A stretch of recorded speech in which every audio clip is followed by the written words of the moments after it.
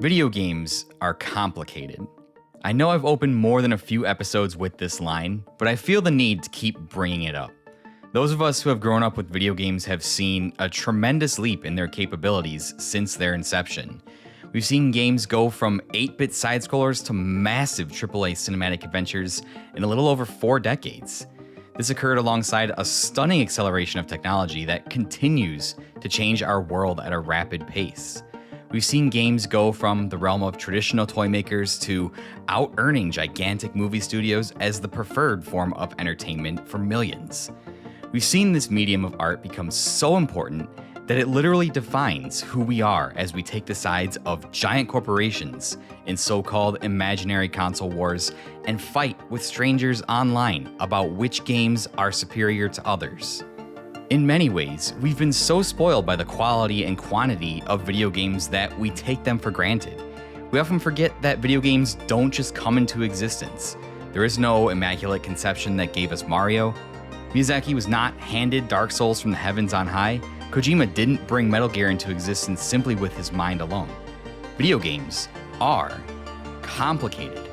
Under the surface of that sometimes silky smooth 4K 60 FPS experience is nothing short of a modern-day miracle, a fusion of technologies so complicated that it's a wonder any of it works together at all.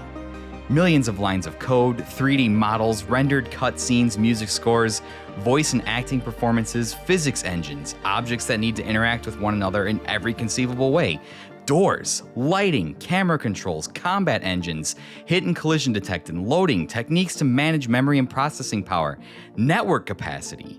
These are just a few of the complicated technical aspects to a complete package that we know as a video game. We know this on a subconscious level, and when games launch in a subpar state, it is more apparent than ever. But the technical side is just one important aspect of bringing a game together. The hardworking men and women who work at the businesses that make these incredible games are more important, for without their hard work and driving creative vision, we wouldn't have some of the most incredible stories and experiences ever told.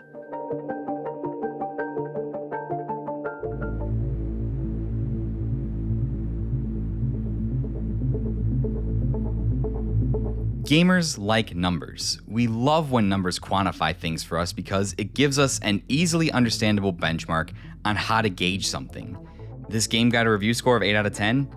Okay, based on the universal scale of rating things 1 to 10 that was established at the beginning of time, that means it's pretty good. That game sold 5 million copies in its first month?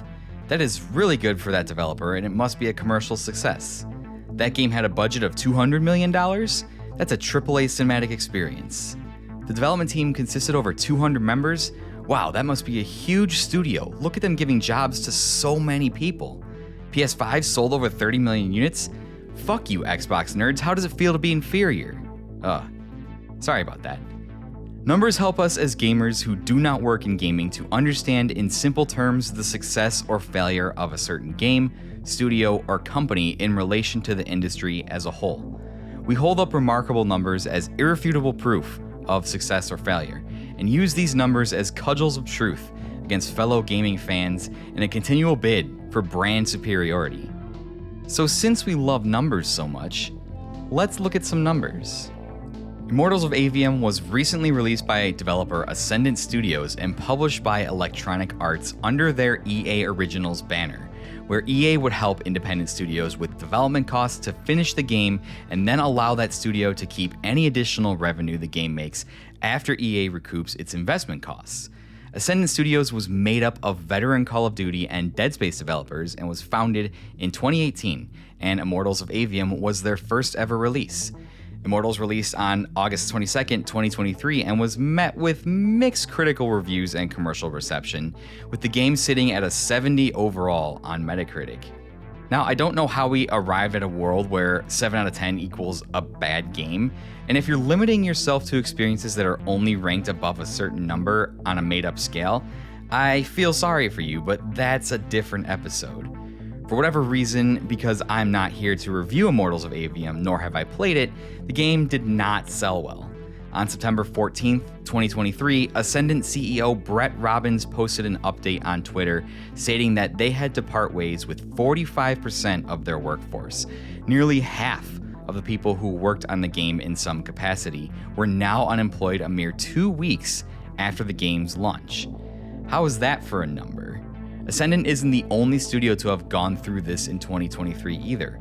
Earlier this year, EA announced nearly 800 people would be out of a job, and workers at studios such as Firaxis, CD Projekt Red, Riot, and Take-Two have also found themselves without jobs after massive layoffs. Saints Row developer Volition was forced to close its doors after 30 years of making games due to increasingly difficult conditions in the industry. We like numbers when they are ambiguous, a stat with no human connection behind them. Points scored, money made, review scores, we'll talk about those all day long. The numbers that seem to get overlooked the most when it comes to games are the numbers that tell us the human cost of making video games.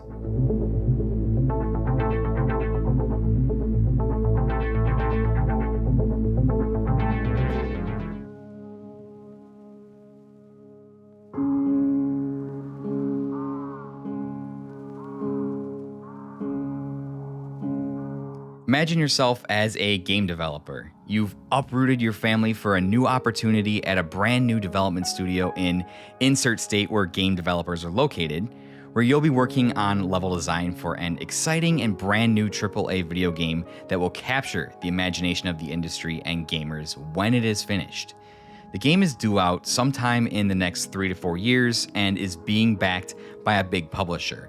So you have job security for a while and shouldn't have to immediately worry about the well-being of you or your family, right? Well, you would hope so. See, the other aspect of video games that tends to get overlooked is the business side.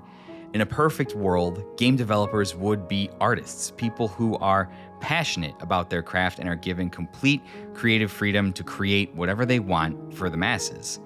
But there's one slight wrinkle in this perfect utopia. Games make money, and when money gets involved, so does corporate. The business side of gaming isn't as exciting as the creative side because corporate has managers, meetings, deadlines, budgets, and shareholders to appease.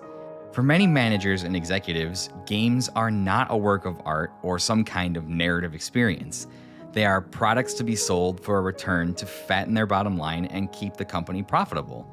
And a lot of times, the business side clashes with the creative vision of the team trying to make something incredible. Mr. CEO doesn't care about your protagonist's motivations. He's just asking why this game looks nothing like Fortnite and what are you doing to monetize it? Why isn't it on schedule? Why do you need more developers to finish it? There's no instance in which this is a smooth process, and it varies from studio to studio. Sure, like any industry, I'm sure there are best practices, but different organizations have different hierarchical structures and development processes. And the development process itself is long and arduous, where changes in thought or direction can cause months of work to be scrapped. It's chaotic, with games sometimes coming together in the final weeks before release to form a cohesive experience.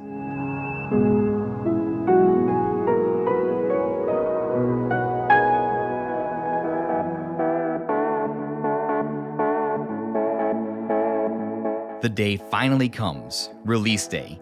You've put literal years of hard work into making this game become reality. It's not quite what the original creative vision was thanks to management interference, but it's still something you can be proud of, the culmination of an incredible team effort over a long period of time. But things go wrong. The reviews start to come in, scores averaging between 6 to 8, and while this still isn't bad, it isn't viewed as the critical and commercial smash hit you wanted it to be. Strangers on the internet content to hate on anything that isn't perfection, judge the creation you helped make as trash, despite not playing the game. Hype didn't translate into sales. There's no time to dwell on perceived failures though. The gaming industry moves forward and your team begins to plan pitches and design documents for a new project.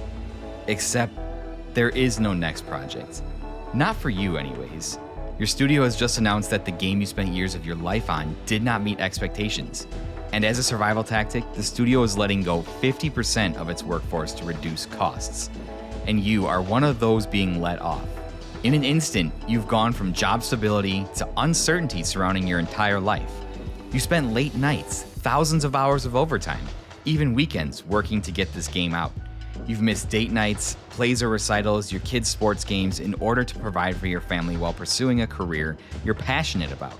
And what is your reward for all of your hard work and sacrifice?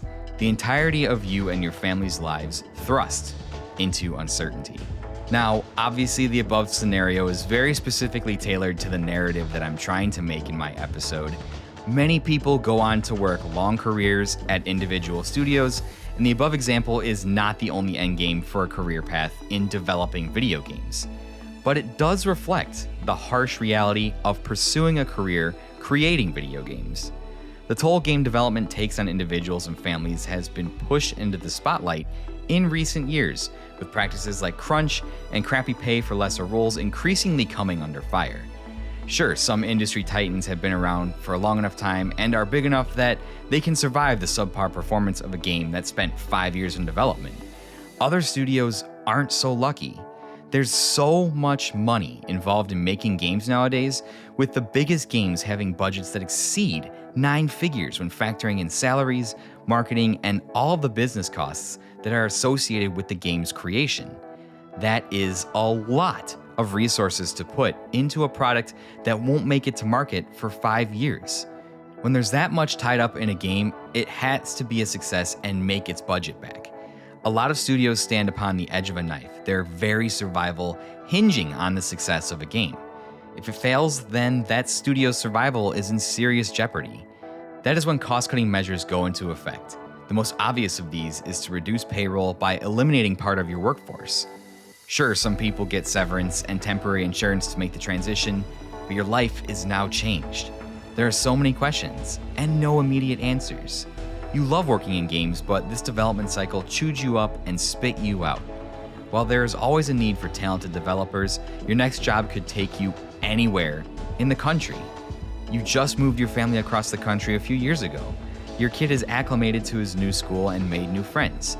You and your partner have made friends with your neighbors and your coworkers. And now, to chase the next opportunity, you're forced to move across the country to take any job that enables you to provide for yourself or your family. To make video games is to accept that this cycle is reality. The list of studios that have shut down is long, and the list of people who have worked at those studios, I'm sure, is even longer. As more and more money poured into video games, this is the model that has produced some of the greatest games of all time. But as the world continues to grapple with the growing wealth gap and conditions in which people work, one has to wonder how long it is sustainable.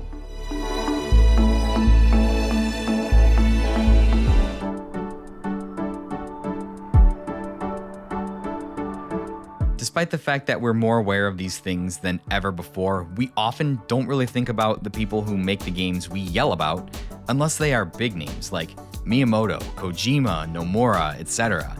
When we think of people who make games, it is these people who first come to mind. And that has been the same throughout history. The leaders, the visionaries, they are the names that get mentioned and remembered. The same goes for most businesses. We talk about visionary founders and eccentric leaders of big tech companies, while there are hundreds, if not thousands of people that help propel their vision forward. But no one person, with very rare exception, can ever make games that shift the paradigm alone. There's a large team of people working to make the games you love, hate, and critique. Let me ask you this. Do you ever watch the credits when you beat a video game? And I'm not talking about sitting there as the credits scroll by in the aftermath of a game. Do you really look at the credits as they scroll by? Do you really look at the credits? The lengthy list of names that scroll by upon completing your adventure were all in some way involved in crafting the experience you just played. Credits aren't just a formality, they tell a story of the people who were involved in the game's creation. In nearly every modern credits scroll, there is a section dedicated to the babies that were born during the game's development, a section that is becoming larger as production time continues to increase. I've also seen several credits include a dedicated section to team members' pets, who either passed on or spent time at the office while the game was being made. This should hammer home that the people who craft these wonderful technological miracles that we get to experience have families, pets, goals, lives, ambitions outside video games. They don't exist to serve you entertainment. Sure, they got into making games because they love them, but making games is also a means to an end, a way to support your life outside of work, whatever small part of it you're allowed when you aren't crunching 18-hour days, 6 days a week. These people have good days, bad days, are struggling with life's challenges, entering and exiting relationships, trying to get kids to school on time, and on top of all of that hangs the harsh reality of the video game industry, that if this project doesn't perform well, their studio might shut down, and they may have to uproot their lives to find work elsewhere. Whenever I finish a video game, I've made watching the credits roll part of my playing ritual, and depending on the size of the game, this could take a while. But as the names roll by, I pick a few out and just wonder about where they are now, what they are doing with life, and trying to imagine everything they went through to provide me with a piece of entertainment that I will now talk about on the internet. I will probably never meet any of these people in person, but by playing the game they made, they've all become part of its story and part of my story as the player. Speaking of story, whether you're a relatively new listener of the show or been with me since the beginning, you'll most likely have heard my tagline: the story of video games, the people who play them, and the memories made along the way. I've strived in my few years of making content to talk about games at a slightly different angle than anyone else, with less of a calculated critical eye and more focus on the spirit of a game, the circumstances of its existence, the goals it set out to accomplish, and its personal connection to my life. These are most of the major aspects that make up the lens through which I view games, and more often than not, leave me on the more positive end of the spectrum of video game opinions. One of my least favorite questions is when someone asks me, what are my top 5 most hated games, or what games did I hate playing? I often struggle with this question because there have been very few examples where I've put down a game I finished and thought, man, I absolutely hated this experience. There are games I just put down and didn't finish because they didn't grab me, GTA 5 being a great example of this. I would never say GTA 5 is a bad game or a bad product. I respect what it has been able to accomplish in terms of its existence and the impact it's had on games as a whole, but it is great that we are able to have these conversations now. Conversations and analysis around video games has risen to the level of movies and books. I mean, just look at how many video game podcasts are out there. I've been on no less than 4 episodes about Final Fantasy XVI. Objective critical analysis of games has become the standard for every game that is released. My analysis is probably more on the subjective side, where I talk about what aspects of the game connected with me and how I feel the game accomplished what it set out to do. But as I've continued work on my extremely comprehensive Kingdom Hearts series, I've started to think a lot more about the development and business side of games and how those factors ultimately influence the product that gets put on the market. The people are a bigger part of the game's story than I think we give them credit for. Learning about what the people of Tetsuya Nomura's team went through in creating the Kingdom Hearts series has given me a greater appreciation for the games as a whole, even some of the lesser entries in the series that I used to have lukewarm feelings towards. In the same vein, I've recently read Blood, Sweat, and Pixels and Press Reset, 2 incredible books by industry insider Jason Schreier that have given us an intimate view of the game development process through the eyes of people that have lived it. The people in these books put everything on the line to pursue their creative passions, to give us something that can entertain and connect with us. For those brave individuals who strike out on their own, it can mean living paycheck to paycheck in cramped conditions for complete creative freedom. These people are part of the story of the game that you play, and are too often the target of ignorant players whose misunderstanding of the process led them to say mean and nasty things to the dev teams. People who get mad at video games, let me talk to you for a second here. No one sets out to make a quote-unquote bad video game. There is no director or producer of a game who comes into the office every day and is like, we're gonna make the worst thing ever to piss off the gamers. There's no one who seriously tries to make their creative passions their career, who sets out with the mindset of, this is going to be a horrible thing that I put out that will be ridiculed for years to come. So listen, do not be fucking mean to the devs. You don't have to shit talk them, and there are no excuses for threatening them, their families, or wishing any bodily harm upon the people who make the thing you are passionate about. It is also stupid to actively root against a game in development because you have some preconceived notion about said game or some flawed console warrior view of video games as a whole. Game development is shaky enough, and if a game isn't a critical success, the people you're rooting against run the real risk of being laid off, having their whole lives turned upside down as security is snatched from them in an instant. I'm a firm believer in the universal rule of shit-talking, where if you're talking a big game, be ready to pull up those pants and let's see you do it better. Most of you wouldn't survive the rigors of game development, so make sure you're paying the mortgage on that glass house. Now, this isn't me saying that games should be immune to critical analysis.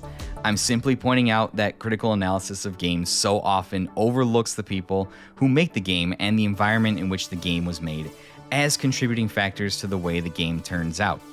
Video games aren't divorced from the human element any more than sports, going to space, working on computers, creating social media platforms, or any other endeavor. You can be in the middle of developing a game that is perfectly following a creative vision, when a decision comes down from upper management that completely changes the direction of said game. You can suddenly lose funding, find timelines moved up, lose half your team to other projects. There are so many factors that go into making a game that it is amazing they get made at all. You could give 2 teams of 100 people a 50-page creative brief for a game, and they would produce 2 different games. As the title of this episode states, there is a human cost to game development that gets lost in the hype cycle. In our rush to review the latest and greatest, the context of how or why the game was made the way it was by human beings tends to get lost. It takes a lot of hard work and bravery to bring creative vision to life. It is hard work and nerve-wracking to put out my little internet show. I can't imagine having a gigantic game release for people to judge, and the response from some random strangers is to shit on something you worked so hard and sometimes have your life threatened. As players, we aren't owed anything, and we should be lucky that we get the incredible experiences that we've gotten thanks to the hardworking men and women of the video game industry.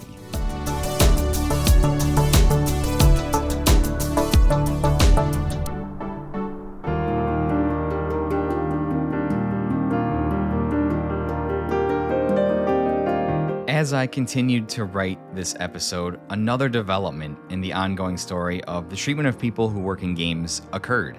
It was announced that Epic Games was laying off almost 900 of its staff, while also announcing a price hike for Fortnite's in-game currency, V-Bucks. What's sure to follow is excuses from CEO Tim Sweeney as to why this cost-cutting measure had to be taken, but it's in line with a lot of other big layoffs we've seen in the tech industry with giants like Microsoft, Meta, Google, and others. What's worse is that when those layoffs occurred earlier in the year, Sweeney responded with a meme about how when things got tough, Epic stuck together and didn't resort to fast cost-cutting measures that destroyed lives. Oh, how the turntables.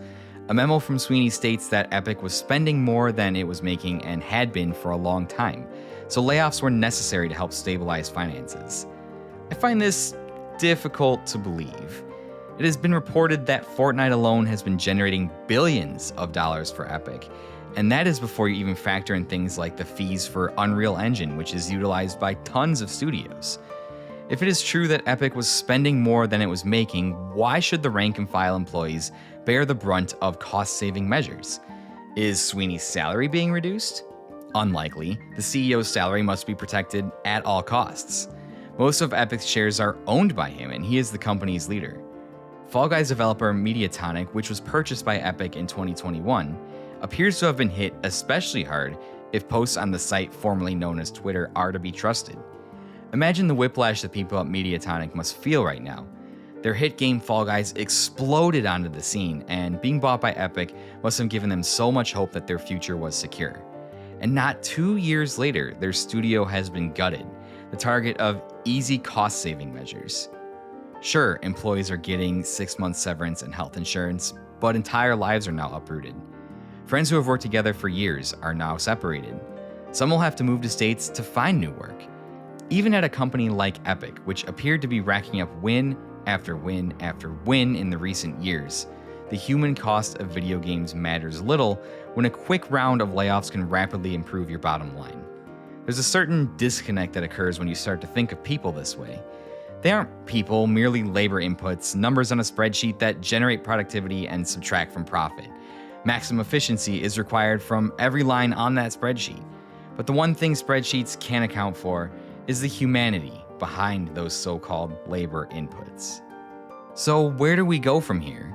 The video game industry is clearly at a crossroads. Game development costs are soaring. Production cycles are becoming longer. Big video game companies are unwilling to take major risks, only wanting to take big swings with big AAA games that can net them the biggest return. There's a race to devour and consolidate studios under the umbrella of big conglomerates and console manufacturers. Those same studios who are bought can also be shut down just as easily to quickly reduce costs. And in the middle of all of this are the men and women who put their mental and physical health on the line, working hellacious hours for no guarantee of job security, all to create the incredible experiences that we bitch about on the internet. The path we're on is unsustainable, not only for the companies that make games, but especially for the people who make them. As I get ready to wind down this episode, I realize that I've started touching on a lot of elements that are intertwined with one another. Objective critical analysis, reviews, the hype train, treatment of people who work in video games. If I was to follow every branching path that I brought up, this episode could easily be 6 hours long. These are probably more focused episodes for another day. And I realized that some people who work in games have a very stable job and great working conditions. I wasn't looking to paint over everyone and everything with broad brushstrokes. My ultimate reason for writing this episode is to make you think just a bit more about the people who make the games you play. They are part of the story that you experience just as much as every other aspect of the game that you review. Those human factors matter so much in determining why a game comes out the way it does that I think it matters in our conversations about video games. Not everyone who comes into work operates with 100% efficiency and focus 100% of the time.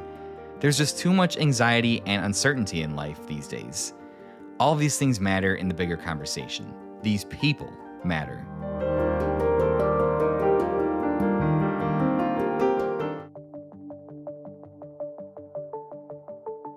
We've seen massive strikes this year in Hollywood and the auto industry, as well as a near strike situation with UPS.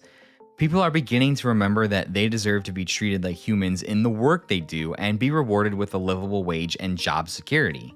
I only hope that we can one day reach that point in the video game industry, where a majority of people have stable jobs and a comfortable life. Big gaming companies are always looking at costs, trying to minimize them while maximizing their profit. But the only cost they seem to constantly overlook is the toll this cycle takes on the people who work for them. The human cost of making games is high.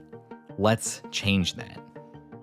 Thank you so much to everybody who listened to this episode. If you'd like to get in touch with me or comment on some of the points I brought up in this episode and talk about them, you can either join the Discord or find me on social media. You can go to linktr.ee/Unlockables podcast and find all of that good stuff there. But as always, we're going to sign off for now. And remember, it's not just the story of video games, it's the story of you.